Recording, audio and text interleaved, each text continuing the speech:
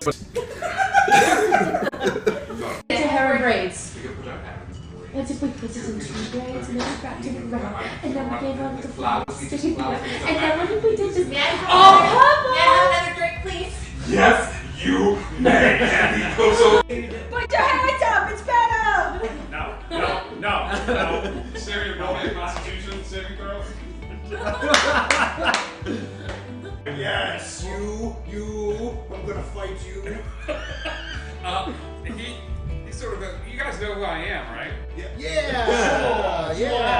Goggles. You're Dr. Mole. Robot. Dr. Robot. What do you do? Take a moment to try to stop laughing. Okay, so I'm gonna do the same thing with the other one! Why not? It worked again. Hating on Batman. And I don't hate Batman, for the record. I hate the fandom of Batman. Oh, cool. Okay, That's the that's issue. way more people. It is. It's To a hate. lot, like actual human beings. Were you gonna? You need to rub this crap off your neck and not smell like me. Or I will fail. Just start rubbing his neck and just getting like... I am fairly certain it doesn't matter what I smell like at this point. To a feline. You have wolf's piss on you. I'm just gonna point at my feline eyes. I have some hope. You've just tuned in. We had the brilliant idea while we were fishing at the Dark Moon Festival. Oh, jeez. To do a dungeon with fishing poles equipped.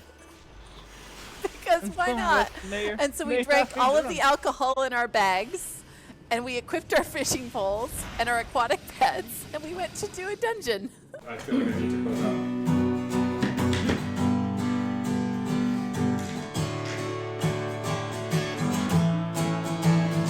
So this was the end of our epic tale. What holds for next week as the heroes set sail? We may find more family, we may find where things start.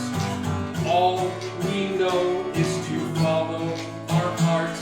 So our heroes set forth to pillage and to wander in the magical continent of wonder. We have one more question, I hope to not blunder. The question for you, dear friends. Do you wonder? Thank you guys. Indigo Connect.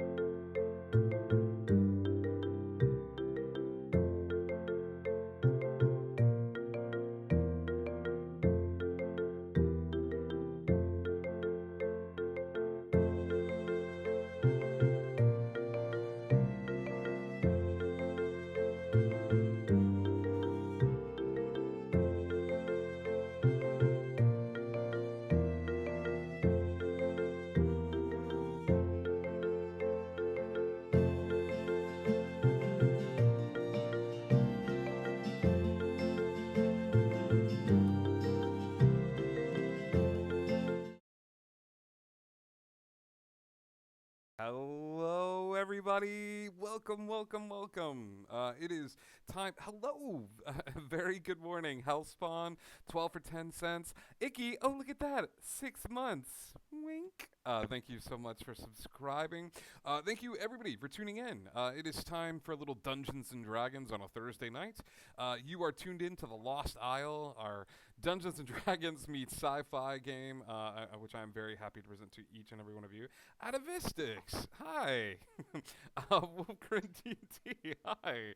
Welcome, gang. We've got a few announcements. Ooh, cool. Did we unlock another thing? Yeah. Yeah. Yeah. Howdy. So we have a few announcements before we get started with tonight's stream. You are welcome to hang out with us on our Discord. The Discord has all sorts of cool stuff in it for aspiring players and DMs. There's a homebrewed item channel. There's an Ask a Chameleon channel. There's an inspiration channel, a meme channel, all sorts of fun items that you can use where we can share our nerdy passion. That is Dungeons and Dragons. Do that. There's also a merch store where you can buy cool stuff like t-shirts and mugs and stuff like that has all of our logo on it, Karma. You'll see that little lizard floating around there. There's a cool new design with a D20 symbol on it with Karma's like tail sort of wrapped around it. I have a t-shirt and it's my favorite t-shirt and I wear it all the time and I love it so much. So thank you for everybody who supports and gets stuff from there. There's also a digital online store where you can go and visit. If you're watching us on desktop, you can go down to that little live exchange and buy goods to up your digital avatar on Twitch. Today's item up for sale. What's that? Dimitri's Online. Visit Dimitri's Online. The item up for sale today is a Robo Parrot. I figured all of you have been seeing these little familiars floating around, so why not give you one of your very, very own? I'm holding into my back pocket what that little buddy does for any of my players that purchase it, but I'm very proud of it. So little Robo Parrot right there. Thank you so much for everybody that helps support the channel. I think it was somebody sometime. Hi, somebody. Welcome. Our upcoming schedule for this week. We're out of the holidays. The craziness that was the holidays, the presents, the non-stop having to deal with rushing around and things like that, the family members who you are so happy to see once a year. You did it. You made it. You made it through. So now we are back to a regularly consistent schedule. And this week is going to be a doozy, kiddos. I'm really excited to share some of the stuff that we got coming up this week. Tomorrow night, of course, is Never.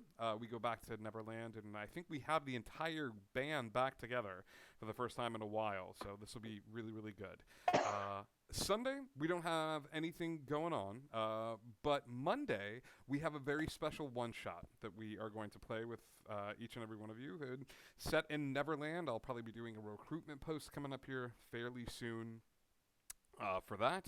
But you'll notice some familiar faces that are going to be joining us in Indigo Chameleon Studios. I'm very excited about that. And Tuesday is the Season 2 premiere of Wonder. And I'm beyond excited. You'll be seeing a Facebook event coming up to get to build a little bit of that hype.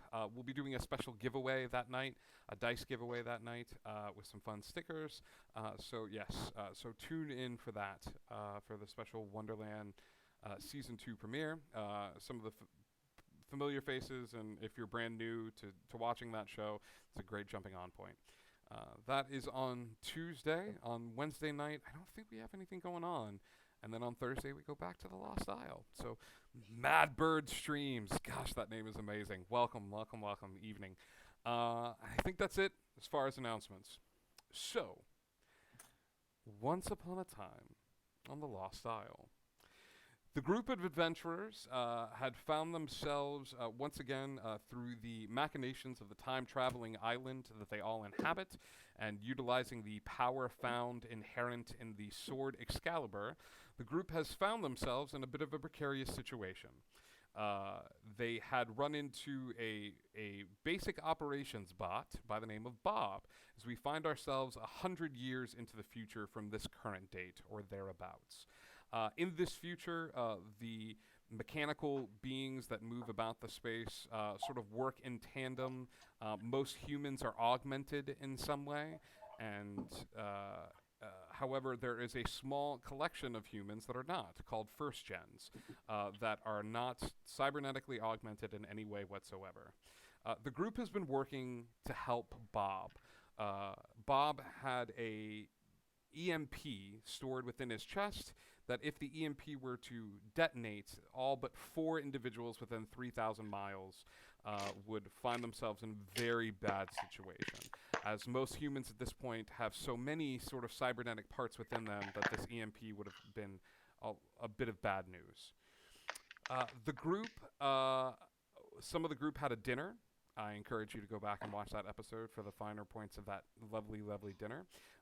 The main focus of the story, happening near the very tail end of it, is the group finally reconnecting back together in a spot, and through some very clever usage of spells and the mechanical know-how of everyone's favorite first-gen roach, Bob's consciousness was transferred to another basic operations bot, allowing the group to defuse the bomb inherent within him.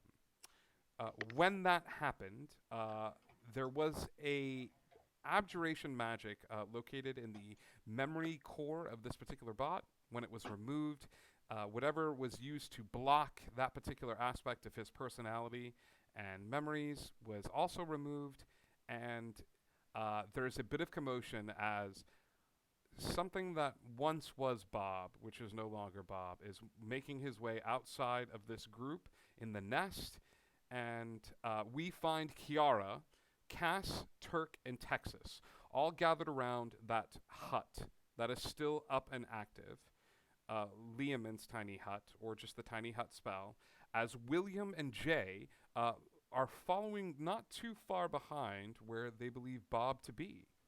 So, Dano, awesome face. Welcome, dude. Yes, and everybody tuning in, thank you.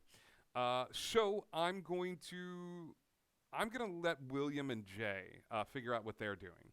William and Jay, as you make your way out into the bustling city streets of the Nest, there's a bit of a commotion. A lot of the noise that has drawn, and you see where the citizens around the area have all sort of gathered together to take apart some of these golden invaders. And I realize that I may not have explained this particularly well. These small golden snakes, how I envision them is a thick tube that drops from the ceiling, that dropped from the sky. When one end of the tube opened, inside of the tube were small golden filaments, almost like the toy for kids, Connects. And those started pouring out of the larger golden tube, forming mechanical men using these thin tubes stored within the golden snake proper. So imagine with each large golden tube that dropped from the sky, held within this snake were the makings for a clockwork assassin. William, as you and Jay move about the space, what are you doing during this time?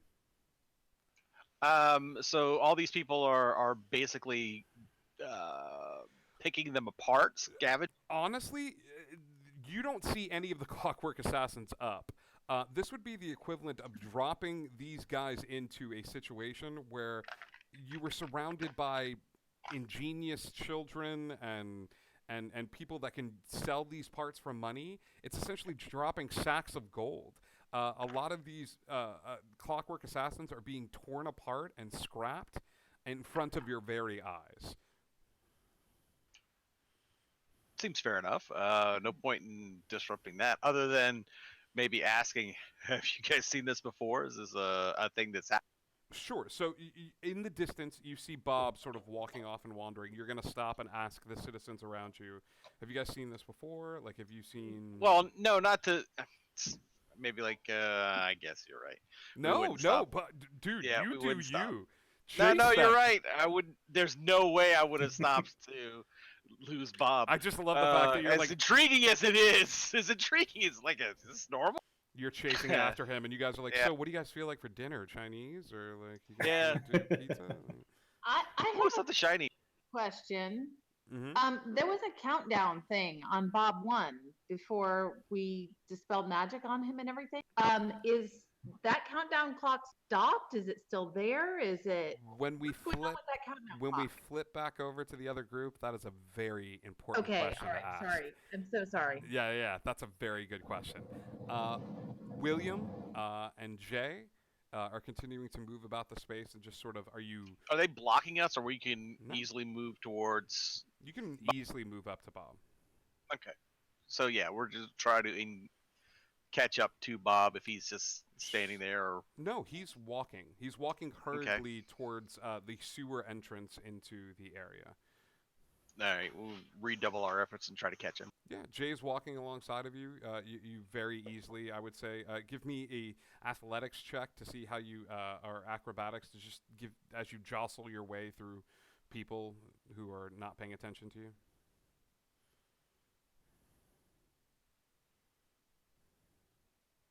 So that's a 15. 15? Yeah. It takes a while. You're kind of pushing through, and Bob is not running at this point. He's just still walking towards that area. William and Turk, I'm going to let you roll for your son here. Give me a perception check. Turk, just give me a D20. I have his character stuff. Oh, And jeez. William, Are you sure? William, give me a perception check. 25. 25. Turk? 2. Yeah, he doesn't see anything. Luckily, William's there to pick up the slack. Bob has friends. This Bob that's walking, you suddenly see off on your right and your left, walking alongside your group, 3 other basic operation bots on your left and about 6 on your right. They're not at his level, like he's still walking ahead, but the 6 on your right are just sort of milling about and walking as if to move about the space. It's not uncommon to see basic operations bots moving amidst a crowd. They're there for any menial task that is needed of them. It is odd to see this many in one space. 10 total. But they're moving all in the same direction. They're all moving towards where that other Bob was walking. Gotcha. Okay. Yeah, let's pick up the pace to try and engage him. Okay, so you kind of take off a little bit and Yeah. and move forward. Want to outpace these other Bobs. Yep. You scoot forward, William, moving fast to get to the entrance, and as you do, Bob stops in front of the entrance. Now I'm going to assume, because you didn't say anything to Jay, so as not to draw attention to the fact that there's all these other robots off to the side. Right. All right. So you get up right there to the entrance, and Bob turns around to look at you. His cold robotic eyes are staring at you. Bob. Hello, William. A little different, huh? Find myself very much the same as the last time we met. So what's going on? What's going on? There's nothing going on. I was merely using this poor mindless being as a tool, and the bomb is defused, the heroes have saved the day, and you are as predictable as ever. Oh. So, where are you? Where am I? William, I'm everywhere. And as he says, I'm everywhere, all of the bots say it at the same time. I'm every. You turn back and look at the crowd, and there is a bunch of the basic operations bots that have all stopped what they're doing, turned and looked, and faced in the direction of where you are.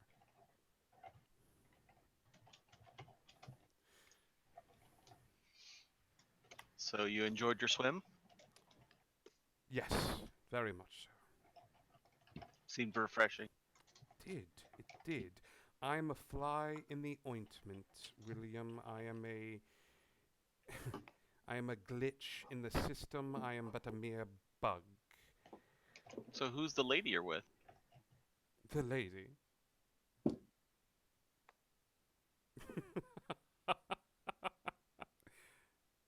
Try again.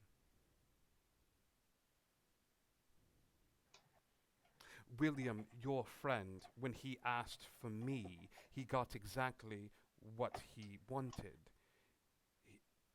My eyes are everywhere, and for a brief second, he saw through my eyes exactly what I wanted him to see. There is no lady. There is no gentleman standing as if a villain would, or sitting in a throne to draw your eye. That is something that you would look for, is it not, as the dungeon master? Some enigmatic villain with a woman at his side whose hair changes colors? No, William, I was the bug on the floor. Turk asked for me, and he received me as he should. I am everywhere, William. I see all. He was not looking at me, he was looking through me. Very well. Then what were you trying to show him? Whatever I wanted to. William, I do have a quick question for you. Is there anything that you would like to say to Jay? Anything pressing? I'm gonna turn and run towards Jay. It is 10 of them. Start making stabs. I will use my bunny slippers to reach him if I have to. Yeah. I think you can reach him. I think these 10 hits. No one has healed. He's still looking a little beat up from the events of earlier. And he cannot be healed by traditional means. I'm going to make this real easy for Jay as the 10 robots to the side just start beating into him. He's going to still stay standing with 10 hit points left, but by the time you activate those bunny slippers and kick it back towards him, those robots are now backed up away from him, and Jay is on his knees coughing up blood. This odd black smoke issuing forth from his back, spiraling into the sky.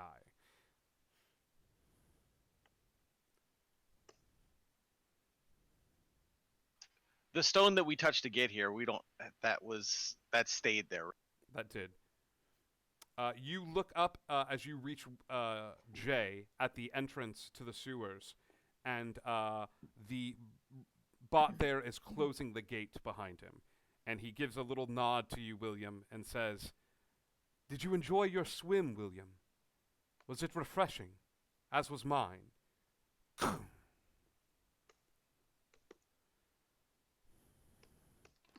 Give me a medicine check, William.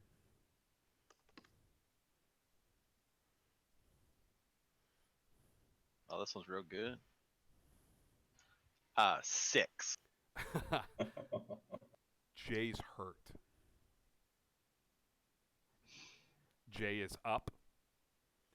You think he's up because of what he is rather than who he is. And I can't jam one of those potions that he has down his throat either. He's conscious. He's conscious. That won't heal him, right? He's potions. He hasn't been. What was the ruling? Do potions heal him or not heal him? Potions heal him. All right, so I'll pilfer his own potion and. While this is happening, William, you've got one hand under this big burly dude, and you're trying to just bring him back to any sort of semblance of safety. As the bots, as you walk past them, all give you the same bow, just the same tip of the hat nod that you received as the sewer entrance closed. As you make your way forward, as you walk past each one, the eyes glowing a faint red turn back to the basic operations bot blue and begin to meander about the crowd. We're going to skip back to Kiara, Cass, Texas, and Turk while all of this is happening. Hi. Hey. So, I would say that some of you have pushed your way through the crowd. As a courtesy to each and every one of you, I'm going to say you're inside the hut. Okay? Okay. With Bob 1, the one that we with Bob hopefully 1 maybe diffused. and Roach. And did Bob 1 say the same thing through the other voice that they heard on the other side? He's acting super creepy. Bob did not. Curiously enough. That, cool. Give me an intelligence check, Cass. Where are we? I'm not in the correct page. 15 plus 1, 16. I did not plan for this as a DM. However, when Roach is instructed to build something, or fix something, or correct something, the first thing Roach does is separate them from the main collective. She separates them from the source. So when my players did something innocuous, as in asking Roach to build a new Bob, this Bob is currently disconnected from the source. Okay.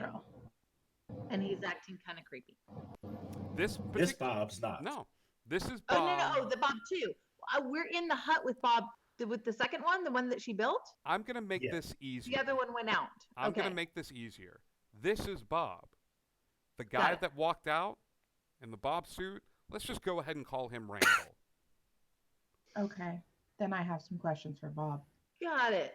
Okay. Now, did we happen to notice on Randall, like when, because I would have checked when I did Dispel Magic on, did that countdown timer, did it stop? Did it disappear? Did it keep going? What happened with that countdown timer? I will say that when you cast that spell, the countdown timer stopped. Okay. But Bob is sitting in the booth with all of you. Roach is sort of like staring outside. You see a little ruffling in her clothes as some of the roaches pour out of her hands, and she begins to like sort of twirl them back and forth between her hands. Little roaches will jump off one hand to the other, and then flip and flitter over to the other hand, and she just sort of moves about the space. Well, then I think we probably have questions for Bob, like new Bob. Bob. Hi.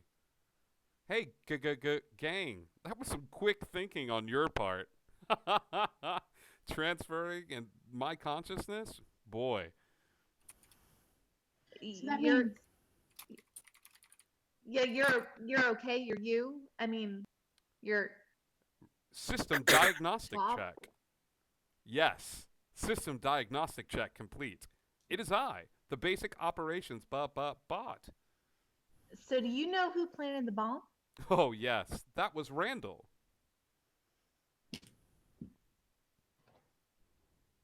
Why?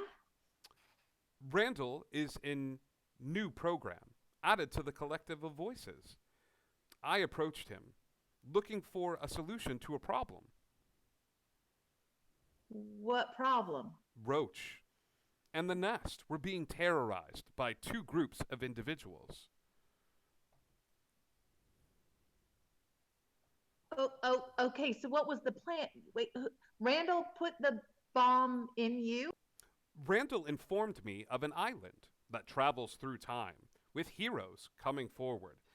Randall said that if I made my way forward towards this island with this bomb, I would meet an individual by the name of William. William would kill both groups and ask questions later. That was confirmed when William said, "I will kill both the groups. Cut off the head of the snake." So this entire thing was just a ruse to take out the two groups that are, I don't know, a risk to the people that live here? I take pictures. That is my job as a basic operations bot. I capture humans at their happiest, at their smilingest. Then I met a human who was broken. Roach. Roach does not smile like every other human that I have interacted with. She was worried that one of these two groups would destroy the nest. Randall gave me a way out to protect her. I do not have the power to kill both groups, but he informed me that Cass, Kiara, Jay, Turk, and Wolf, and William would be able to handle this. Because Crystal wasn't there. Who's Crystal? Answer not found. At this point, William has made his way back with a bleeding Jay, who has taken a healing potion. And he is in the double digits. Jay takes a second to look over at everyone, and he looks beat up. gang. He's got bruises covering the majority of his body, and he's kind of barely alive at this point. But you watch as the remnants of this potion bottle fall from his hand and hit the ground, and he just sort of slumps in the tent next to all of you. But as his eyelids begin to flutter and you see him just sleeping, you don't see anything sort of wrong about what's happening. Jay looks down at the bottle, looks up at all of you, and he goes, "You guys should shop at Perry's Potion Place. They're the best. Super crunchy potions." And then just start sleeping. Okay, so y'all, I don't know a lot about computers, but it's starting to sound like Randall is I don't know, something that goes into it. No, he's not. When did I'm Randall's... not going to make you roll for this. William drops Jay off. William leaves. So this entire conversation happens without him. Understood? Okay. William drops Jay off and just leaves the room. Fudge. Okay. Keep going, Kiara. When did Randall become a voice? Randall became a voice a week before I met all of you.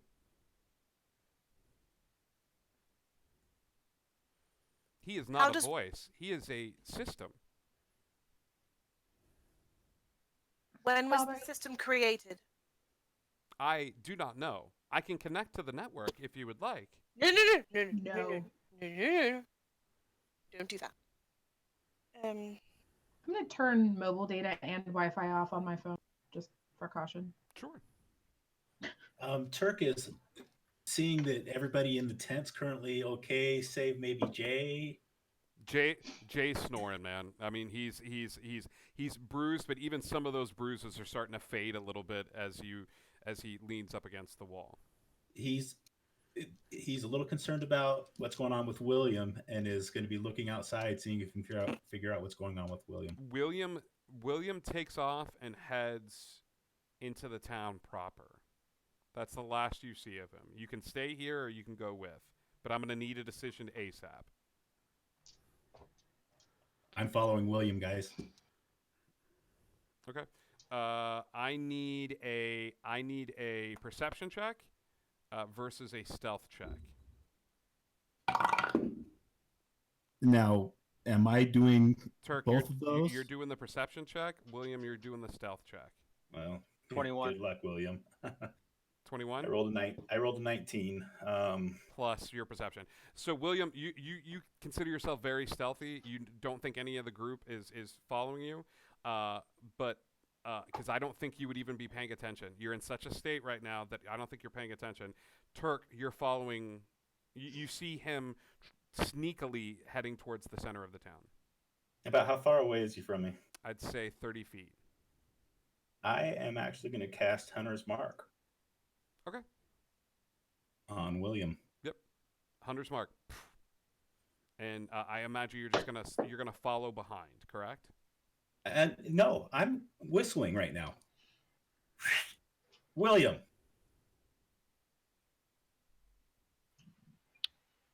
What? Party. I remember these lectures and everything about not going out on your own. Yada yada yada. I'm blah, not blah, a party blah. member. I'm your DM. Go back. Yeah, we've got a party. Hello. Yeah, go. And where are you going? None of your business. Okay, so your stuff is none of my business. Yes. But my stuff is all of your business. Absolutely. Screw you. We need you. I'm sorry, but everything is taken care of. You get back in the hut, you're fine. Wisdom saving throw, William.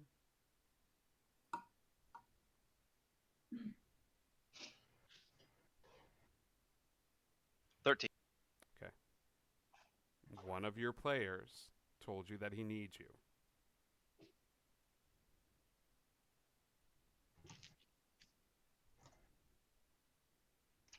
You're being a selfish, impetuous individual. Please, I need to handle this. It's not about you. You guys are fine. Give me time. And that is something nobody else gets.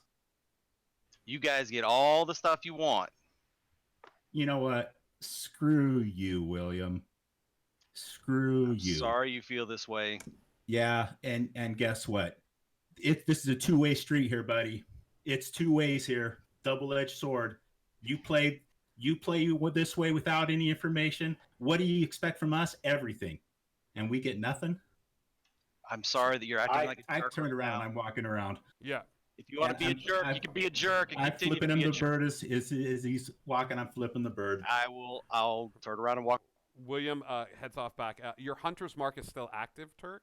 Yes, it is. So yeah, William, you head off into there. I'm gonna go back to the group as Turk comes in and joins the group, and I'm actually gonna freeze time so that Cass, Texas, Kiara, this conversation was not quiet in any way.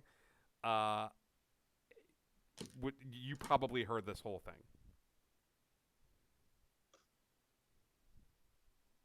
At least this portion of it. I don't understand. Is he hiding something? I mean, obviously he's hiding something. I'm not dumb, but like, is he even on our side here? He might just have his own stuff going on. I didn't think own stuff was even permitted. I've been dressed down I don't know how many times. Well, listen, when it comes down to it, there's something in the network, I guess, that shouldn't be there. And it sounds like... Well, it's a person. It's not a something. It's a person. Well, as they're chatting, I'm going to heal Texas. Okay. Oh, that's right. I'm not feeling great, am I? No, you're really not. It's 11 plus 3, 14. Thank you. Okay. It seems pretty clear to me that, I mean, if we can shut it down, and we've got an expert over here in how all these things work, we bring Roach with us, and we find wherever the... We've met this person before and multiple times. He's a person. He's not a thing. Right. But at that, I'm gonna walk after William. William. I know he's gone, but I'm heading in that direction. Okay. Kiara walks out of the tent, heading just to start scoping out for him. Yeah. Wolf, did you ever tell us, like, did he ever tell us about when he asked Bob to show Randall? Do we know that? He asked Wolf. I believe I was sharing that information at one point when just before dinner happened. Yeah. I think he did. He shared everybody that like he talked. Trying to convince everybody that Randall was behind this while being told that it wasn't Randall. So Bob knows where Randall is. Bob thinks Randall is a program. As far as the location, if we're able to track down the origin of the program, if that's even how tech works here, we might have a lead on that, but otherwise, Well, does it not matter whether Bob thinks Randall is a person or a program? If he knows where we can find Randall, if it's a person, we take him out personally, and if it's a program, we shut it down. Hey, Bob. Hi. I'm still in the room. You are. Sometimes you talk about me as if I'm not. I'm sorry. That's actually very inconsiderate of us. Oh, it's fine. Don't say you're used to it, please. I am used to it. Please. Darn it. So, question for you. When the Randall program originally was in contact with you, did you ever find out where it came from? Like the origin of the signal? No. Was I supposed to? Can I interrupt for just 1 second? Has Kiara left? Kiara's gone. Would you have gone with? I would have gone with. All right. Turk and Kiara have bolted out. It's Texas Cass. Texas Cass in one group. Turk and Kiara in the other. William by his lonesome. Jay still in the tent. We're so good at splitting the party. The best. That's the whole point. That's what we're supposed to do, right? Is Randall an bad program? We If, think so. if he is, what would you do? What could you do? What are you able to do? Or do you have like an antivirus? I would talk to an administrator. I do not have access to an administrator. But I know the how- next best thing. Roach. There is a bad program named Randall. What can we do? And Roach thinks about it for a second, and she steps out of the dome, and she like looks up at the sky. And as she looks up at the sky, she kind of looks like crawls to a point in the area and crawls over to the spot, and she sort of like points in a general direction in the sky towards a major monument in Monterey. The lighthouse. The lighthouse is on a lot of the T-shirts that you see and stuff like that. It's a historic lighthouse. When you guys walked on the beach, you saw this giant lighthouse. And you can even see it towering over the city wherever you are. And right now, the sky is somewhat open in the nest. But she points over towards where you could see the light sort of swirling in the night sky. And she goes, "You need a system reboot. If you reboot the system, then it'll purge all unnecessary programs or new programs and go to the last thing." The system reboot, the whole server, hell, every connection to the network is in that thing. It's just made to look like a lighthouse. They needed something big, and they needed something close to the water for cooling. So they put it there. I've been there. I think we've probably all been there. It's not a lighthouse anymore. Yeah, you guys all went as like kids, maybe. I mean, with the exception of Texas for like field trips and stuff like that. So as she points that out, let's cut to William. All right, so I'm headed to my father. Hi, Man Bear Pig. Hi, Bryce. Those are great names. Hi, guys. Welcome. William, yeah, you head over to the statue. The statue is exactly as you left it, but it is missing the book. As you are now taking climb up on the pedestal and try to talk to it. Yeah. Okay. There are people moving about the space. Don't care. He's dead. I got nothing left. So. Sure. So what am I supposed to do now?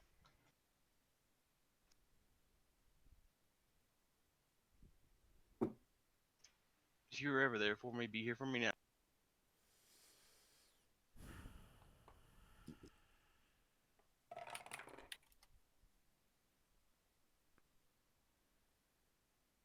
I need you.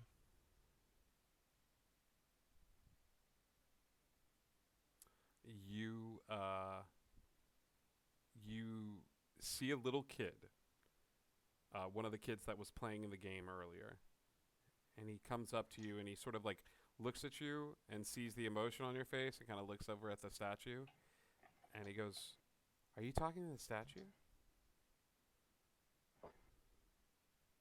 Yeah, people are allowed to talk to statue. What's wrong? Are you having a problem with your group?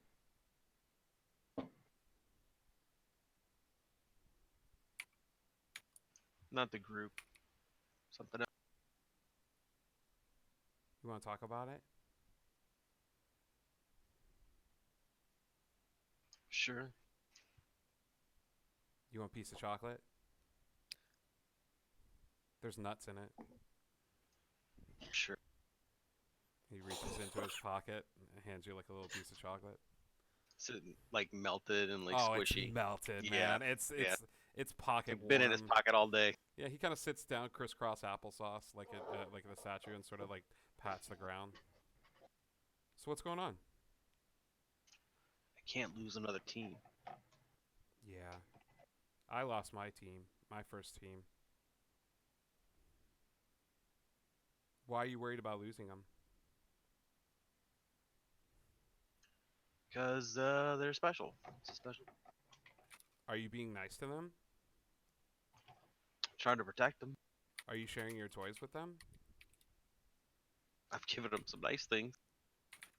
Yeah, but most of the time it's hard because like I've been dungeon mastering for like a few weeks now, so I know a lot. And it's hard because you got to be like a part of the group, but then you got to be like not part of the group. But sometimes my first mistake when I was really little, like a couple weeks ago, was that I went too far one direction. Like I went too far outside, but you still got to like once the game's over, you still got to like do stuff. Like you still got to like play kickball, and you can still talk about the game and you know, share your snacks with them. You can't just be the DM. Like you got to be like what's your name? William. You still got to be William. Because you're William first, but you're their dungeon master second. Someone's after this team. Is it a beholder? No, worse. Okay. So they gotta go fight this guy, right?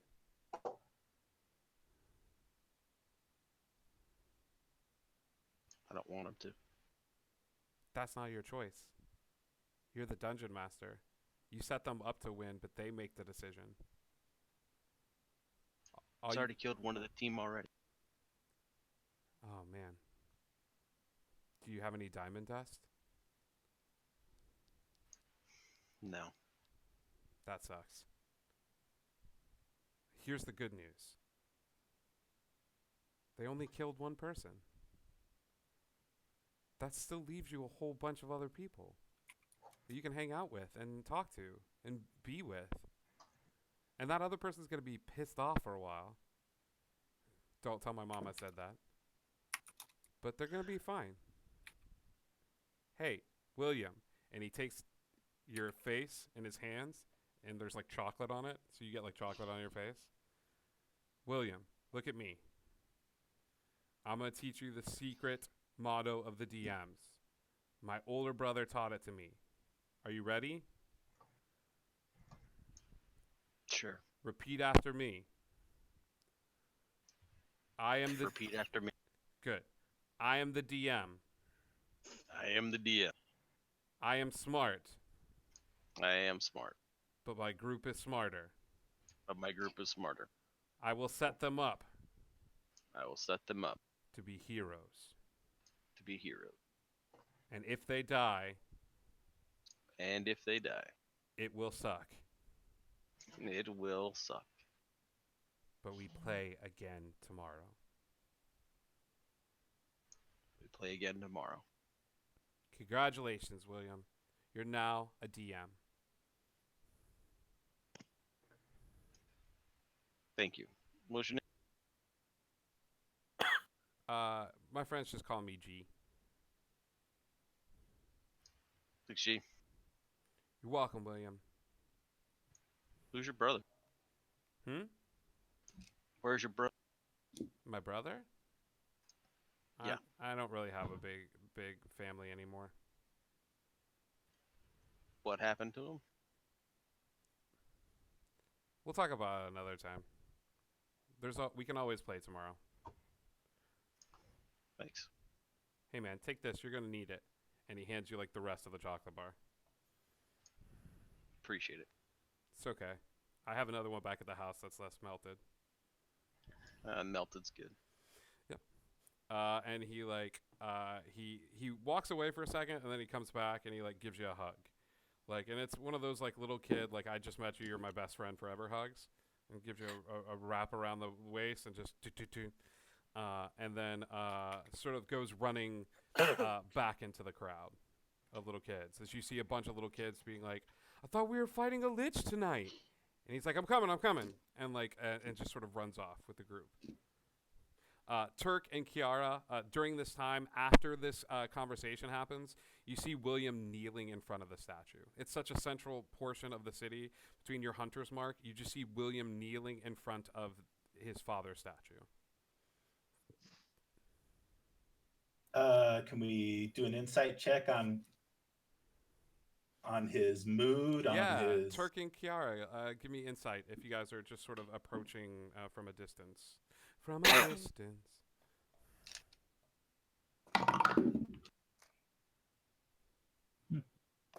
That'll be a 20. 20. How is he? How's he doing? Is he broken, pal? Is he? He's not ugly crying, but he's crying. He's weak. He's crying. I mean, he's whatever happened here, whatever cathartic moment happened here in front of the statue, like he's crying.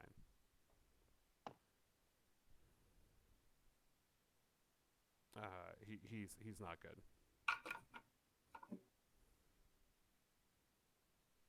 What do you think? Do we pull him out of his crap and get him back? I think your way of pulling someone out of their crap and my way are going to be 2 different ways. Yeah, Yours is more fisticuffs and yelling. I don't know how else to do it with him. I'm sorry. I understand. Why don't you wait here and I will go talk to him. Yeah, I think that might be best. Yeah. Kiara's gonna approach quietly. I'm not trying to be stealthy. I'm just trying to respect his moment. He's got black markings on his face. There's like 3 of them. 3 right here and like 3 right here. I'm going to just kind of like kneel down next to him and just kind of like sit back on my heels and take a deep breath and so do you want to talk about it?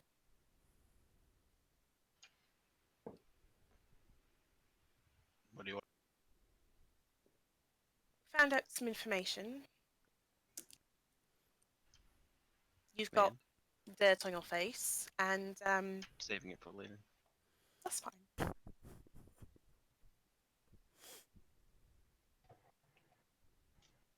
You know, you worry us a bit. You guys worry me all the time. That's our job, isn't it?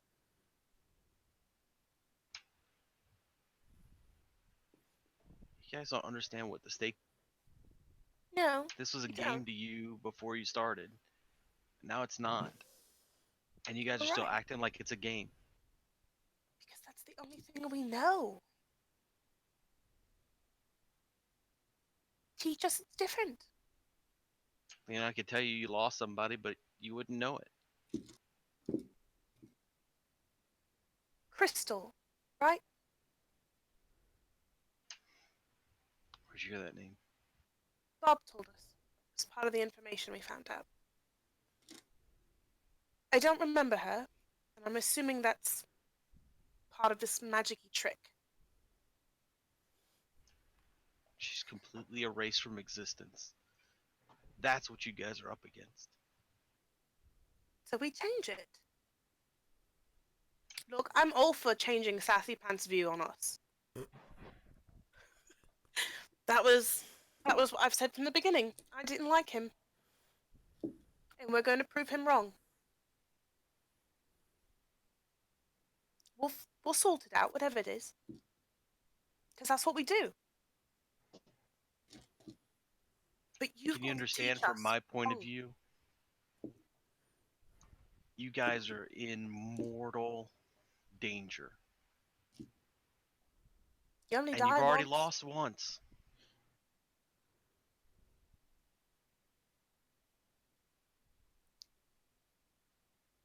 I'm not sure that I can protect you.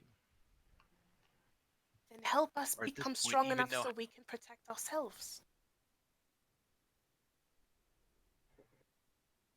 Running off and leaving us and shouting isn't going to solve anything. It wasn't my choice, the shouting. No, wasn't. Takes 2 to And the tango, doesn't leaving it? was, I didn't want to cry in front of you guys, so couldn't have a personal moment. And But I we get let it. you have that moment. We're just worried about you.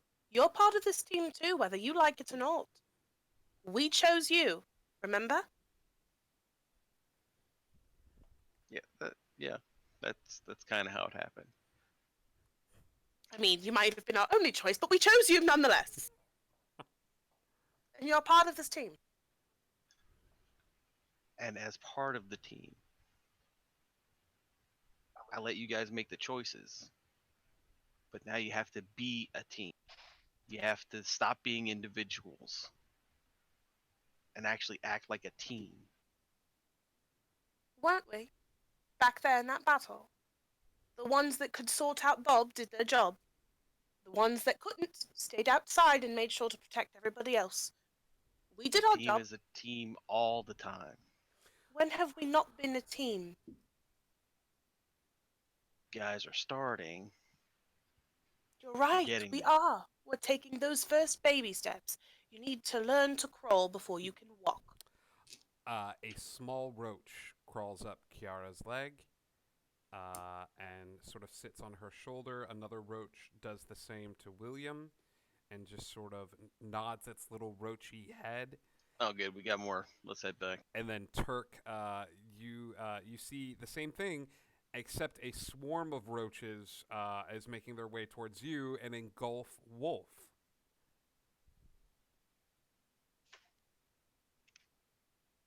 Roach? The roaches engulf Wolf for a second as Wolf just sort of stands there.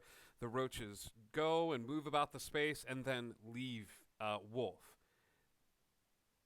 But all of them start heading back towards the central area. Roach had an idea, I'm assuming. They were still talking about it before I left, but I needed to make sure you were okay. It'll work out eventually. All comes out in the wash, doesn't it? Yeah. Before I leave, I'm gonna jump up and grab the controller out of his hand. Give me a strength check. Wait, what controller? The one on the statue. He doesn't have a controller. The Gary was the guy. Gary in the center. Oh, the of the Gary stand. had it. I thought it was on the statue Gary. No. Oh, He had well, then I'm not gonna try and hunt down Gary and steal his controller. I'll be right back. I need to stab this dude real on the down low. I need to hide my dagger in someone. I need to Skyrim this dude real quick, and then we're gonna. While I sheathe these knives in his neck. Yeah. Okay. I would have Sorry, I made misunderstood an that. attempt at communicating with Wolf. Turk. Are you okay? Yes, I am better. I did not like that. The loss of voice. Someone it else you? staring out of my eyes. Are you disconnected? I am. Excellent. Welcome back, buddy. I missed you. I've missed you. Pack. Always.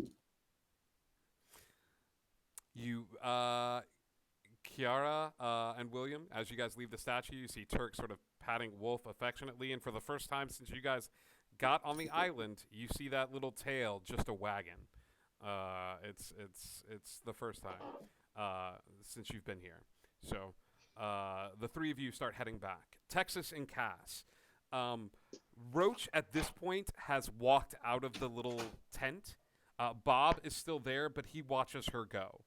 But after she points at the lighthouse, she heads over to that main table that's in the square, and you see her outstretch her hands. And as she does, just a litany of roaches start piling out of her clothes. Her t-shirt size shrinks a little bit. Her pant size shrinks a little bit. You realize that she wears them baggy so that she can house all the little ones that are just kind of hanging out. But she sends out a bunch. She goes and turns back and looks at the group, and she's like, "We're gonna need some help." Like what kind of help? I mean, if it's a program, then it has access to basically everything that's connected to the network. Well, it's probably a person trying to be like a program. Does that make sense? Is that a thing that can happen? No, he's probably a ghost in the machine. You have ghosts here? What? I mean, if you've got enough money, and I'm talking a lot of money, you live forever. They just upload you into the machine. Oh, like that TV show and that movie. Oh, and that other movie. I know what you're talking about. Yeah. And so she's like, you're going to need help. I don't recommend you do it today because Texas looks beat up, William looks beat up, everybody looks beat up. But I would go first thing in the morning. Okay. Would you think we can crash around here somewhere? She kind of looks at the area and sort of looks back at the hut that you guys have been in, and she goes, yeah, I think you're going to be fine. It's only going to be there for a little while, though. Really? I think it's... That's dumb. I don't know. I'll make you guys a fort. I'll talk to some of the other kids. We'll make you guys a fort. How long has it been up? How long has the spell been active? I would say it's about an hour. All right, so you have 7 left. Yeah. Yeah. So it's enough for a long rest. Yeah. People start coming into the camp. William, Turk, and Kiara eventually find themselves walking into the camp. You see Roach has set up an area, and as a group of kids walks in, she kind of points over to where the hut is and points at all of you. There's a bunch of little kids, all the little kids that you've seen running around. All of the kids turn to Roach, and then they turn and look at this little kid, this kid whose face is covered in chocolate, and this kid just kind of like nods his head one time. William, you immediately recognize this as G. But all the kids turn and look at G, and G just goes, yep, nods his head, and they scatter. They're grabbing like old tattered pillowcases, blankets, but they're building it around the tent, the fort, so that when the hut dissipates, like this will be over it. So you guys can be asleep in the hut. But it's like the most ramshackle, like cardboard, little bits of wood and things like that. The kids start to work on that. As that's happening, Roach leaves that group and heads over to that main table and lays a map down, and you see that she kind of motions everybody over of the group. Kiara, William, Turk, Cass, Texas. And as she does, she's got like points in the map, and you see people volunteering for points. And essentially it goes, Evie goes, I'll take a small collection of some of the druids. There's a few that I've been training. We can escort them through the sewers and then stay behind. The Gary is flanked by a group of individuals wearing Hawaiian shirts, and he goes, all right, so here's what we'll do. Once they hit street level, we'll run them through the main street. I can probably get them to the beach. And you see Bob go, I still have a few tricks up my sleeve as well. I'll take them from the beach to the lighthouse. And Roach goes, I will stay with the group until we get to the lighthouse, and then I'll start working on getting the reset done. Roach turns to look at you all, William, Turk, Kiara, and Cass in Texas, and goes, if there is something and they have access to the network, we're gonna see a lot of stuff. So everybody here has volunteered to take you as far as they can get you, and then the next group will take over. I don't know what's in that lighthouse, but there's talk about a security dog, like a big one. So I would rest. Okay. In that case, I'm going to blast through as many of my spell slots as I can to get everybody as high as they can before they sleep. Yeah, absolutely. You start just going through cure wounds like it's nobody's business. Curing people up. Jay is asleep. You can cast on him if you'd like. You also hear the kids all pipe up that they will take watch that night since they have school the next morning. Don't as soon as you go, oh, that's really cute. They're like, Roach looks over at you and she's like, school is just code name for D&D. Okay. But they all offer to take watch, and as soon as it turns into a game, they all start putting on their LARPing armor, like little bits my of God. armor and stuff like that, holding druid staffs made out of pipe, and start getting into character to stay watch for the night. How many druids are there? As you guys watch as your contact with the group makes her way over, there's only 4 of them. All 4 of them are of the same sort of make and build as her. But as she's speaking with each of them, you see that they are all sort of eyes on her, just immediately listening to all the words that she's saying, and they're all trepidatious, if a mech could be trepidatious, but they all nod their heads as you catch the tail end of, "We hold the line. Wherever we are, we hold the line. And we do this because we protect the earth.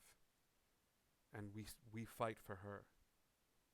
And they all just sort of nod their heads in agreement. I meant the kids, but that's cool too. As you look over there, you're like, "That's dumb. Those are adult druids." As you look over, I would say there's only one. Perfect. There's only one. It's a dude. It's a little guy with glasses. Occasionally, as he's over there, he's covered in there. It's very hard to find plant growth. So he has little bits of paper that he's made to look like leaves, and occasionally, he will stand there and he will just look about the space and hold his druid staff, and then he'll shake the staff like this, and then you've seen that he's placed his inhaler inside the top of the druid staff so that he can shake the staff and go. Perfect. Kiara would go over to him and ask to see his staff. Just for a moment, I'll give it right back. I think it needs a bit of green, don't you? And I want to druid craft some ivy to coil up and around the staff. Very easily, it is done. I think at that moment, 6 children drop their class completely and start looking for sticks and stand behind this kid and decide that they have become druids as well, and all hold their sticks out to where you are. And I'll do a different flower color on each staff, so they can all tell each other's part. This kid takes a puff of his inhaler, turns around and goes, "I am the head druid. You are second druids. You will follow my orders. We keep watch." All right. Okay, so did you want me to roll out health and stuff or spells? How many spells do you have?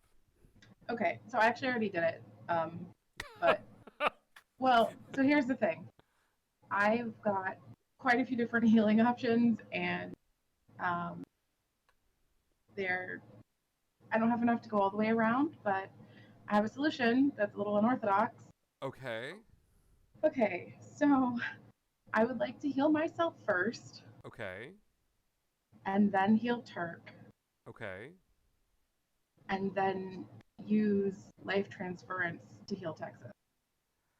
Well, aren't we about to go into a long rest? You are anyway? about to go into a long rest. It doesn't matter to cast. Yep. It is a choice, my dude. Actually, you don't even have to do that for me, because I can only do it once a day, but I've got a cure spell on me. If you're so determined, I mean, I know it'll be fine if I just get some sleep, but if you are so determined, why don't I just use that if it'll help you feel better? And you will know I'll be going to sleep feeling like $1 million. As long as you feel good before you go to sleep. All right, so it's a 3d8 plus 5. Cool. I will say that go ahead and private message them, because we're on a bit of a time crunch tonight. Private message them the amount that they have healed. And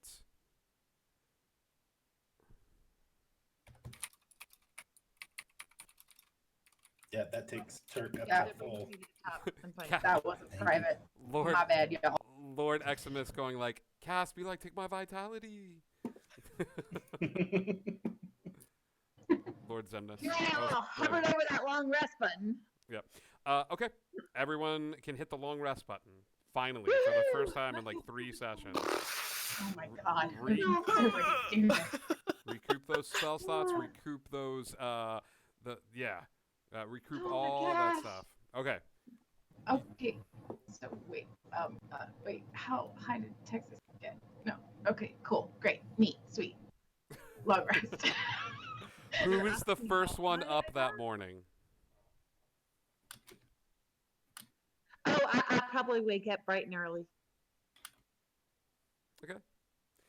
Texas, you wake up bright and early. You see, I think it's the wild magic sorcerers that are out in the front area.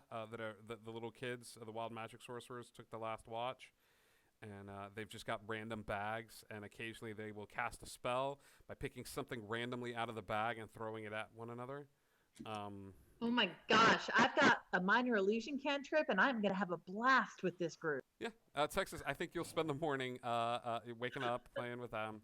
Oh, and prestidigitation too. Oh, I'm very entertained. I mean, they are too, but I'm probably more entertained.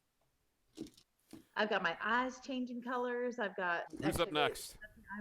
Well, Turk would be getting up, hopefully with the tide and everything, and he feels like he needs to hit the beach. Okay, you can do this. You do know that there is a big push to go to the beach, because all of the AI in the area now is aware of your presence. So you can do this and sneak away from the group, but this has potential to end bad. Is the beach? There's no beach near where we are. I'm guessing we're down in the sewers. No. You're in this little surrounded by all sides building. You got here through the sewers. You can still see open sky, but you are nowhere. You can smell the water. It's got to be torturous. You can smell the salt water right now. Well, if I was thinking there might have been a beach just right there. If there's not, he's not leaving the group. Yeah, and but so man, you're gonna need to hit the waves. Yeah, hard in the morning. You can try. I'll go drag you by the nose hairs back to the lighthouse. Is Roach anywhere nearby? Roach has a small item that she is tinkering with. It looks like a silver circle with 4 needles poking out of the circle. So think like silver metal ball, 4 needles coming out of the ball. But she is not too far away. She's tinkering with this item. I'm actually going to approach her if I can. Mm-hmm. What you working on there, kid? It's an eyeball. An eyeball? Mm-hmm. Is this something that we're going to be using on the lighthouse? You can if you want to. It's a prototype. Do you want to try it? I'd love to. What is it going to do for us? Well, it takes the place of your other eyeball, and it's going to help you to see some of the mechanical stuff, like defenses and stuff like that. So these 4 needles are going to go into here, and then they kind of twist around, and then it takes the place of your other eye. So, yeah, I don't know that I'm ready to try that out. You sure? Yeah. That's fair. I'm kind of used to the eyes I've got right now. They've been servicing. Yeah, I think I'm going to have to pass on that option. That's okay. But if I ever lose an eye, you're the first one I'm calling. Cool. If I still have it, you can have it. Would that be something that we might be able to work with Wolf? No, it's a human eye. I should have thought of that, though. It's not made for a doggy. Well, I'm assuming Wolf's still mechanical right now. Still yeah, he's still mechanical. Still a mech. Okay. Yeah, I wasn't thinking of taking out Wolf's regular eye. What do you guys think I am? A monster? William, I'm gonna call you Experiment. William, Kiara, Cass, you guys make your way out eventually, waking up. You see, I'm going to take some time to think about my spells and make some really hard choices and wake up slow. So I'll be the last one out probably. sure, take some time as you pray. Before I prepare my spells for the day, I actually want to talk to either Evie or Roach. Okay. Because I want to know if water would work on most of the tech here. If they are immune to water or not. Evie thinks about it and she goes, depending on what kind of creature it is, a lot of them have protected chassis. However, if somebody here, it doesn't have to be you, can make an opening first and break through the armor, then yes, water is going to disrupt most circuitry. But water alone, we're at the beach, unfortunately. A lot of the protective layers are, a lot of the mechs that you are going to have to go against are built to withstand not only the water, but sort of the abrasiveness of living in a coastal climate. True. I'm just trying to determine how best to set my spells this morning. I wish I could help. Actually, do you have anything that moves the earth? I do.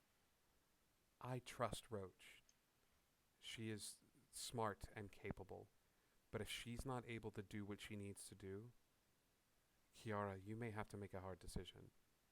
You may have to return that tower back to the water. And if that happens, this area, this town, is going to shut down for a good bit of time. But if it means that this being, Randall, won't be messing with the nest anymore, then that may have to be a choice that you make. If I do that,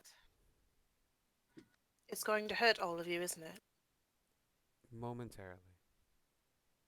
That's not why we're here. We're here to make sure that they're okay. If you're hurt, how do we know that they're going to be okay? Have you seen her? I have. We have some contingencies set into place.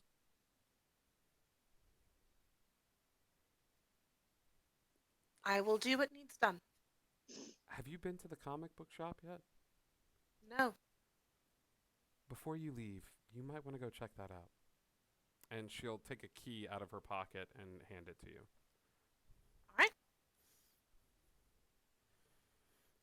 With that, I will prepare my spells for the day and wait for everybody else to wake up. Can I, just last thing to Roach, I just want to thank her for what she did for Wolf. Yeah, you're welcome. I figured it was better if he wasn't connected to the network. No, it was a smart move, and it actually brought Wolf back to me. I'd lost him for a while. She nods her head, and she puts a hand on your shoulder, and she says, Turk, girls are really smart. You have 3 of them in the group. I know. I'm doing all I can to watch out for him. You're very lucky. Yes, I am. And she'll pat your shoulder. Now she does. A little Roach will stand on their shoulder, and she'll extend her hand, and he'll jump off your shoulder and back into her hand. She looks back towards the group, and she says, would anybody like a mechanical eye? No? What's it do? Installed or not? It takes the place of your other eye. Yeah, I like mine. But it's gonna let you like hack into machinery a little bit. I'll take one for the team. I mean, some of us are already mech, so I mean, maybe does it like this work does with... not the mech that you are is an illusion. Oh. This is a actual eyeball that will take needles, shove into your eye, and replace your current eye. This is I'll take it. This is a permanent change to your whole eye situation. Is it a benefit to the group? Keep on saying things about needles. She looks down at the eye. She looks over at the group, and she goes, "Yeah, this will totally benefit the group." Then do it. Wait, maybe we should find out how it's going to benefit the group, like just a little more information before you lose an eye here voluntarily. Sure. She's like, she looks over and she says, "This eye tracks programs." I'll take it now. So yeah, you'll be able to sort of track Randall if he jumps bodies and things like that. Like, you're still talking. Let's do this. All right. She brings you over to a little chair, and she has you sit down in the chair, and she kind of looks at your eye, and she goes, left or right? Left. Okay. Let's get this set up. She stands over your eye and she's like, are you sure? Is this gonna hurt? Oh, it's gonna hurt real bad. Then do it. I'm going to Too late. Guidance on her so she gets a plus to her skill for whatever surgery she's about to do. Ooh, that's good. That's a good guidance. Her hands are shaking a little bit. Okay, so this is in your inventory. It's under mechanical eye. The mechanical eye is a piece of metal measuring 4 inches in diameter. There's a little leather strap around the edge. The front has pieces of metal sticking out of it a bit like a rose with all the petals swirling around the center. It's the size of an average eye with 4 needles on it that she shoves into your eye. Give me a Constitution saving throw. Oh my god. This is terrible.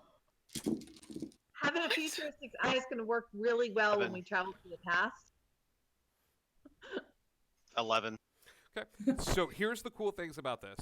The con save, it hurts, buddy.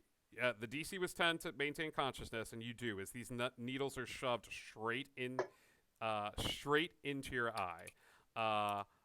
No, the piece of metal itself, not the whole eye. The eye is not 4 inches in diameter. I'm looking at God. Lord Zemnis, who's just like, hey, what? 4 inches is like the depth of the thing as okay. it shoves into its like... It's intense, okay? So the eye has a little shutter that you can use to close and open, almost like a little camera shutter, little pieces of metal that you can use to close and look. There is a built-in switch on the right-hand side that you can flip so that it looks like a regular, it either looks like that particular eye or it looks like a pair of sunglasses over your face. Okay, William? Like Men in Black traditional Ray-Bans. However, this eye will allow you to see creatures that have tech within them, technomancy magic, and track specific technomancy spells. I did not think anybody was going to do this. You are at a -5 to persuasion checks while this thing is on, as they're looking at your crazy eye just for a little bit. However, the eye is sentient, kind of. You can take the eye and attach it to a creature where the eye can just follow the creature around and you will be able to see out of the eye for a little bit of time. Does that make sense? Welcome. Like a remote eye. You've got a remote eyeball. Makes a stealth check. Yep. For the first... It's a Techno Mad Eye Moody is what we've just been given. You've just been given the gift of a Techno Mad Eye Moody. With that, the mechanical eye firmly in place, William looks up at each of you. What color is the eye, William? Blue. Blue.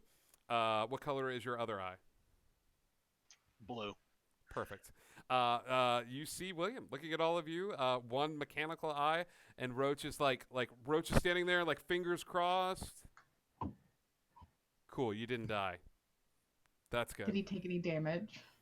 He did not take any damage. Your perception checks are halved. So take whatever you roll as your modifier, then cut it in half. That's just for the next couple of days, buddy. Okay? Got it. All right.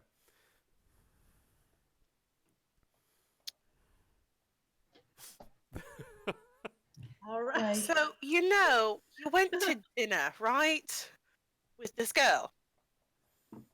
How's she gonna take the new mug there?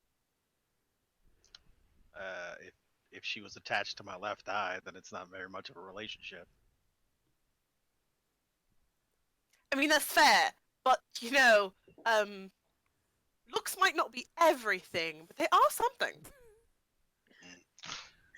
Can't see myself falling for a shallow girl. Evie pipes up, and she goes, I think he looks good. Hey. I'm gonna wink it at her. It's new with the eye, so it's a. That's a good question in the chat.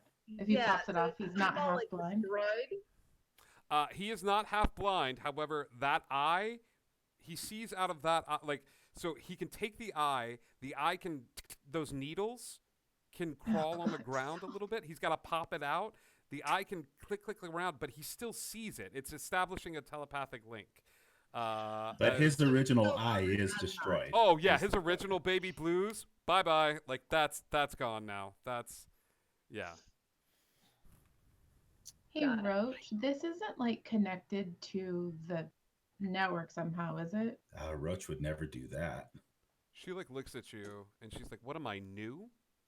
No, I'm just making sure because in order for it to have the connection to still be able to go away from him. No, it's my network.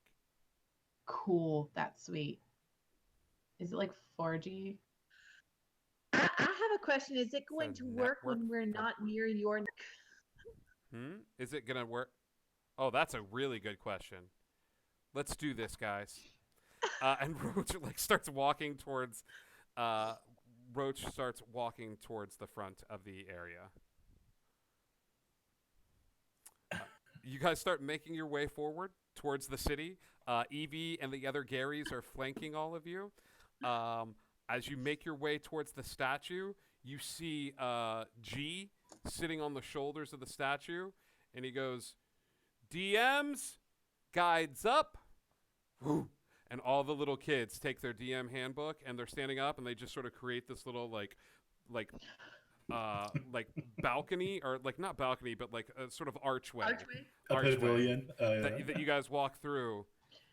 And you see him give you a look, and he just goes like this to his own face, William. He takes his hands and he puts them on his, like he grabbed your face, but he grabs his own. Okay. Kiara, you're picking up the rear, and as you're picking up the rear talking with Evie nods her head over towards the little comic book shop that's right across from the statue. I would like to make a detour. Right. As everybody's making their way towards that final area, Kiara, you open the door to the comic book shop, and where there would normally be lines and rows of comics, you're greeted to a different sight. Was Kiara a sci-fi fan? Yes. Kiara, within the shop of the comic book shop, you see robots. And you recognize almost all of them. You see Cybermen. You see a robot from the day the Earth stood still. You see a robot, C-3PO, human cyborg relations. You see R2-D2. You see a small Rolly robot that from the same universe. You see some members of the Borg Collective. You see pristine Data in the back corner. You see robots spanning stage and screen, all reaching out to the far back, and on each one of them is a small patch with a picture relating to a mech in the area. And as you look at this room stockpiled, you realize that should the network go down until it's back up, the nest will be guarded by a mishmash of robots throughout the ages.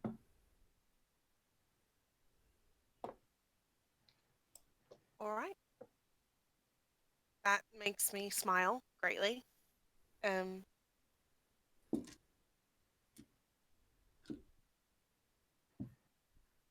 You come out. The group is settled in front of the door leading to the sewers. There's a quiet that rests over everyone. You know that the sequence of events are as follows. That Evie will take you through the sewers, fending off any sort of attacks that come your way through the sewers. The Garys, once you make it to the land, will get you as far as they can, hopefully to the beach. And Bob has offered to stay behind and use something he calls the tricks up his sleeve, as he is not flanked by anyone to back him up. Roach is going with you. Everyone nods, turns towards the sewer, and opens the door. With that, this is going to be some skill checks, gang. I need a collective as this door swings open into the sewers, the large metal gate. There is no preamble. There is no stop. The area is swarmed. Many basic operations bots are standing at the ready, and as the door opens to this long sewer that you guys had to crawl through, all of them turn their eyes towards you, and that blue switches over into the red. With that, there is a small nod to William, and from the one up front, and all of them come careening out of the tunnel. What do I see in the eye? It's Randall. You can't see anything in the eye. It's mechanical. It's basic, like a LED screen. It's the nod. It's the most human nod in the world. It is this sort of like see you real soon, pal. But I mean, like you said, it sees it can follow the program or the technomancy program. With your new so eye. What do I see? Okay. Yes, the new. So all of the bots are there. The eye kicks in, and you see a swirling of technomancy. So think of it as small orange lights, like fireflies, within the robots themselves, okay? Each of them, standing there with the red eyes, has a tiny swirl of orange in them, okay? As they all turn to face you, there is a flare of orange coming from a distant source, and they all rush. They come forward, screaming into the space, out of this opening into the city proper. It is bedlam. As the druids all were anticipating this, two on either side, what they were not anticipating are the members of the town growing to like you guys so much. Every child that had LARPed the night before is on these basic operations bots. You see a small contingency of druids dragging some of these basic operations bots into there, led by a small child with a staff with green growing on it. You see the wild magic sorcerers grabbing little bits and knickknacks from their pockets and throwing them at them, and small orbs bursting in the sunlight. A tiny girl stands up, takes her dress and rips it like this, and underneath is armor, and she goes, "I would like to rage," and just jumps on the top of one of the little bots and like tries to yank the head off. I need all of you to give me athletics checks at advantage as they have cleared the path for you to run through the sewers. Gary's leading the way. Thank goodness, the first thing I rolled was a 2. Yep. I figured. Yeah, even with advantage, it's not that good. All right. We need My more. -1. We need more successes than failures here. I would say you can substitute athletics or acrobatics for this. Oh. Either All one. the same. 18 for acrobatic. 18 Modded for 20 acrobatics. then. Modded 20 for Kiara. Athletics or acrobatics, Kiara? Acrobatics. Acrobatics. 18 acrobatics. 18. Acrobatics 21. 21 Texas. And 13 for me. 13. It could be either acrobatics or. I think this image of Kiara, Cass, and William following close behind with Gary's, and then Turk, you're standing behind. You're doing the thing that you've done. It's just like everybody get, and you're sending Wolf ahead, and you're waiting, and you don't know when to go. Like you're trying to find your rhythm, and this like kid like comes up behind you, and he's like, "Are you a ranger?" Yes. Get your butt in there, and he like shoves you like he shoves you from behind, and with that, you've caught up with the group. You all go running through the sewers, led by the Garys that are making their way forward. At one point, you see some of the remnants of these basic operations bots blocking the entrance. The lead Gary reaches into his pocket, takes out a joystick. And aims it at the group, and as he does, you hear player 1 has entered the game as magic missiles go flying out of it in the shape of an 8-bit, 16-bit graphics flying through the air, blasting away the basic operations bots. They go flying backwards to the space as the Garys lead you up the ladders, up to the main area so that you can run down Fremont Street, that main street. The Garys are doing what they can. You see a lot of them have magical items strapped on their person, each of them lovingly crafted, and you realize that the Garys are artificers and imbuing magical items and using them, things held near and dear and close to them. With that, they are rolling dice. With each roll of the dice, a different spell is cast. A set of D8s fly forth from one of the Garys who reaches into his dice pouch. And as the dice hit the ground, the dice begin to swirl around a group of bobs, and you see a tidal wave pushing them back down the street.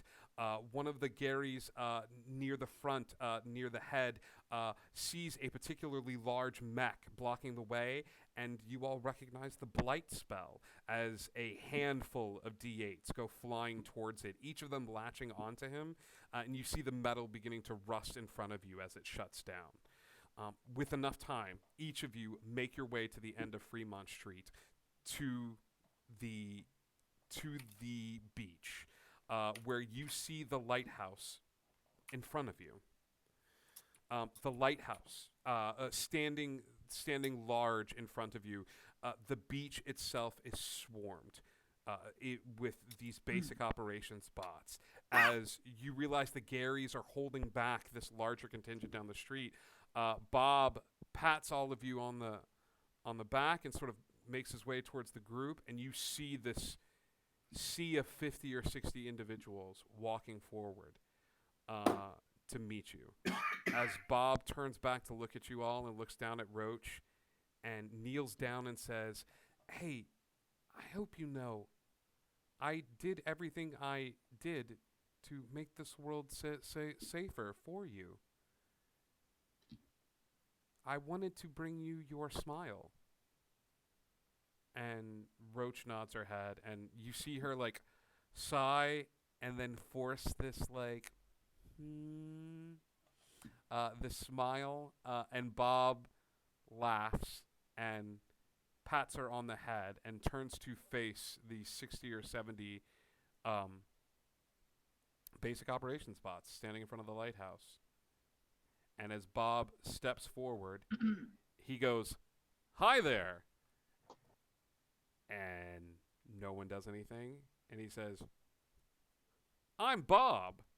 And you see the slight tremble like move through the group. And he goes, "Your basic operations bot."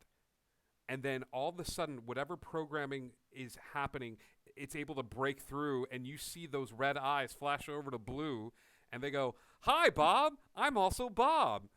They all say in unison at the same time, and they say, "Boy, we've got a lot of work ahead of us today. Let's take some photos." And they go, "Okay." And all of the Bobs shift over to the side. And there's being led by yours as he waves to the group and leads this small contingency away from the lighthouse. The lighthouse is in front of you. Roach is at your side. What would you like to do, heroes? Does the lighthouse look guarded or anything? Does this look like something that's going to be difficult Bob for us to has get into? led 60 of the basic operations bots out of the way. Right now, it is sandy beach leading up to a set of 2 white double doors. Okay.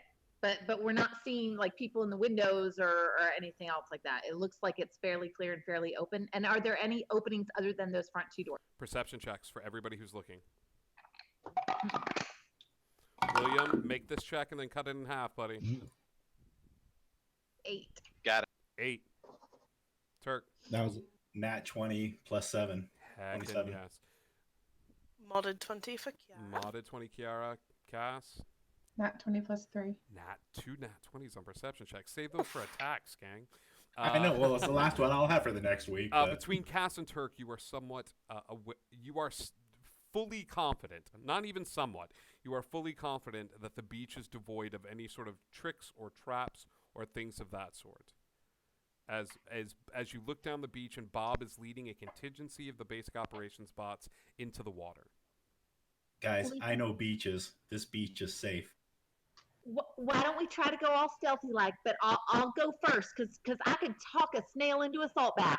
So if we get caught, Allow me, and if we're doing stealth, I'm going to cast Pass Without a Trace. Okay. Make stealth checks and add a plus 10. It's so sad that I made my boss a giant snail. I rolled a 2, so I'm so glad we have all those things to add to it. Gosh, I am wasting all my rolls. 35. 35. 17. 30 for me. Jeez. Modified 30. 20. Modified 38. 38. My God, how? You are of the god kind. You are of the god kind. Like, you are of the sneakiest, stealthiest group. Managing to like, at one point you're over on the beach and you're like, we should check this out. You disappear as land rewrites itself. You find yourselves outside the front doors. Can I make an argument that we were all humming the Mission Impossible theme? No, I would make you roll your stealth check at disadvantage, Cass. It's playing in our heads. That or the Immigrant Song. One of the two is playing in our heads right now. Yes. Yes. Wow. I would also accept walk like an Egyptian. I don't know why. I think it's the sand. Yeah. The sand. Yeah. That's fair. Make your All right. Anybody any good at checking doors for traps, or opening doors without touching them, just in case? If it's magical, I might be able to help, but You know what? I'll just open the door. Okay. Oh wait, you said yeah, like you can, like if it's magical, like if it's locked in a magical way, I can maybe shut I it don't off. even know if it's locked. I just wasn't gonna touch it until somebody looked at it before me. Okay. I go and I look at the door.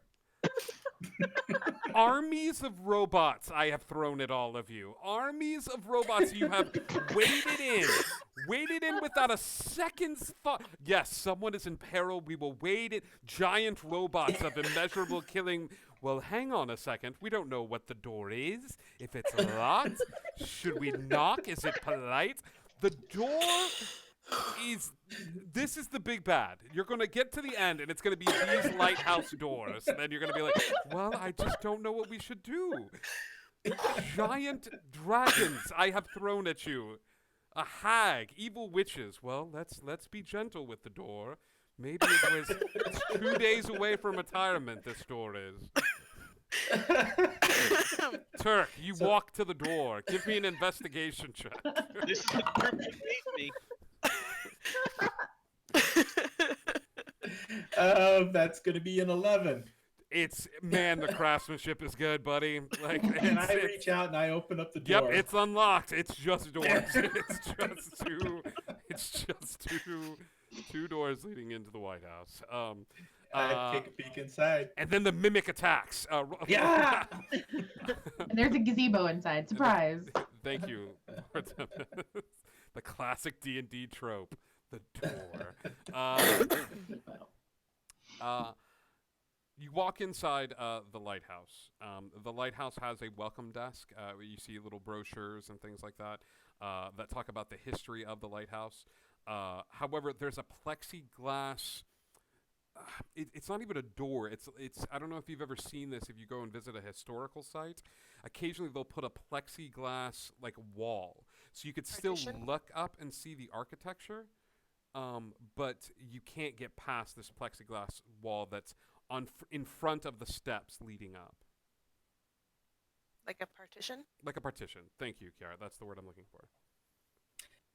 Is there any way around the plexiglass? Or is it? There is. I mean, you could skirt the outskirts of the stairs. Do you know what I mean? And just kind of hug it, you know, or somebody. So could... plexiglass isn't resistant to magic missile, right? No. Does it look like there would be, if somebody was on the other side, like they could open it up or move it to the side? No. There has to be a way for people I'm to gonna check the get in desk there to to see if the work, right? key is there on the desk. It'll be a maintenance door or something. You walk over to the desk. Give me an investigation check as you are searching through. Because I am so good. At welcome desk.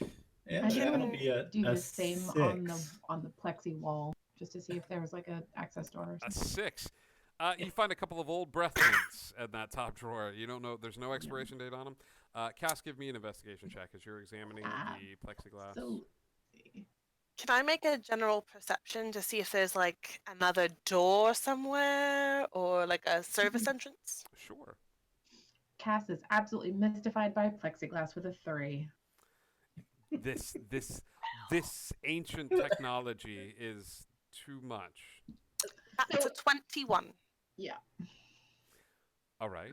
With a perception check, you go and you search up the stairs and you realize that it's going to end at the light. But the way Evie was talking, they needed the ocean. The reason they put it in the lighthouse is because the ocean coolant. And it's below the lighthouse. We need a way down. Or under.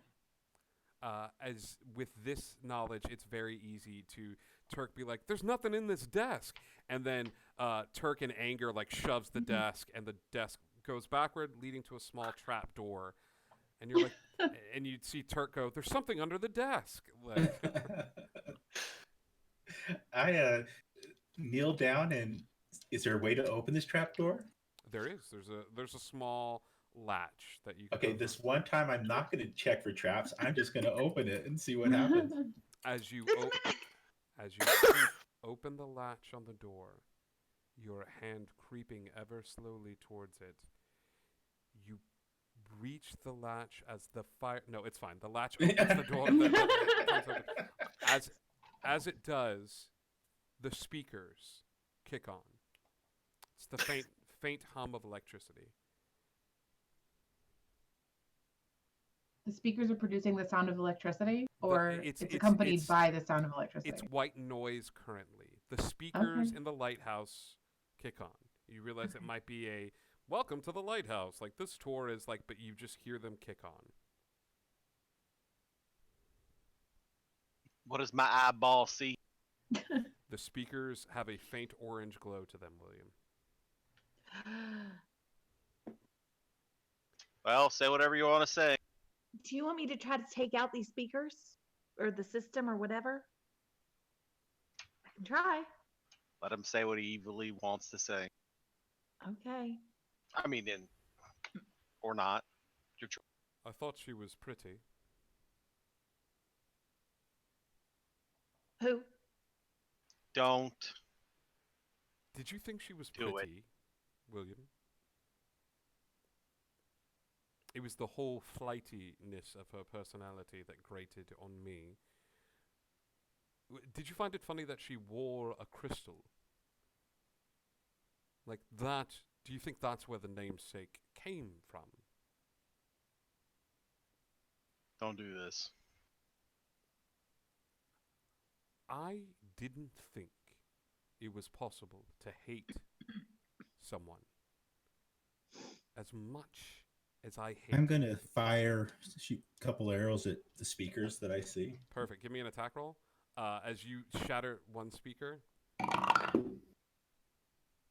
That's a 15 plus 9, 24. One of the speakers like explodes with the arrow slams into it. As he finishes, I didn't think I could hate someone as much as I hated your father. But when I ran into him here, I literally... give me another attack roll. We're all hearing this. Yeah. And that's a 19 plus 9. That's going to be a 28. The other speaker explodes. There's only 2. Was there one more? No, there's 2. That's weak to like mace damage, maybe. Did you get that? Yep. The orange flits downward. Down, down, down, down, down. Through the trapdoor, leading down. As Roach looks down, she sends a few of her friends down there below. And she looks up. Oh, she could see it too? No. She sees the trap door that's open because Turk opened the trap door. She sends a few roaches down and she says, It's warm.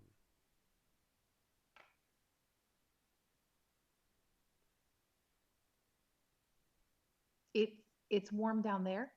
Yeah, below the And ground. it shouldn't be. And it shouldn't be. Well, didn't they say the ocean needs to cool it? So wouldn't it be warm and because have you been here before? No. Technology normally needs things. Well, back in our world, technology thrives better under cool conditions, which would be why this was built near the ocean, for the ocean to keep it cool, but no, it shouldn't be warm. Right, so that means it's malfunctioning right now. There's a problem. Or something's manipulating it. So I guess Overexerting the system. I mean, I can't exactly cool everything down, so we might as well go down there and see what we can do. I might be able to cool things down. What if we overheated Are we it? wanting to cool things down? Are we wanting to shut things down? We need to do a hard reboot. William, If it is it a lot of overheats- orange down there. I mean, it's radiating. They don't see it. It's just dark. Every time my cell phone gets too hot because of the charger, it resets itself and then it reboots itself. What if we just overheated it somehow? I can help with that a little bit. I think I can too. Do that too. It might have There's like one metal of those, down there. like emergency backup reset so it doesn't like fry itself. Here's the problem. If we overheat it too much, we could destroy the actual tech that's there, and that would hurt the beings that just helped us get here. Well, why don't we go down there? Because for all we know, there's a big red button that says reset on it. Wait, would it hurt them or would it just disconnect them? Then they'd be free, right? They would malfunction for a time. I've already had this discussion. Oh. Yeah, so a little bit of overheating, not a lot of it. We don't want to destroy anything we don't need to destroy. So instead of like setting fires, what if we can like move the water away? Something I could potentially help with. Maybe if we're lucky, there will be somebody down there, and then we can talk them into telling us where the reset button is. Well,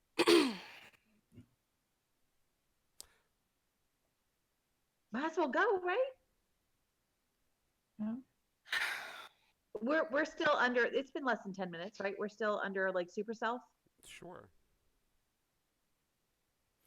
Texas, Cass, Kiara, William, Turk, and their newfound friend Roach begin to climb down the ladder, leading them to the core. The core which houses an evil that's been hunting them throughout time itself, that's already taken a party member away from them, that's taunted them at every turn, and that holds the secret to William's past in the palm of their hand. As you begin to climb down this ladder, you see before you a giant metal cylinder emanating and pulsating with a faint red glow. There are consoles set up around this core area, and Roach immediately looks around the space for any sort of individual that is standing there as a small latch opens up of its own accord, sending a fleet of nanobots skittering in front of the console.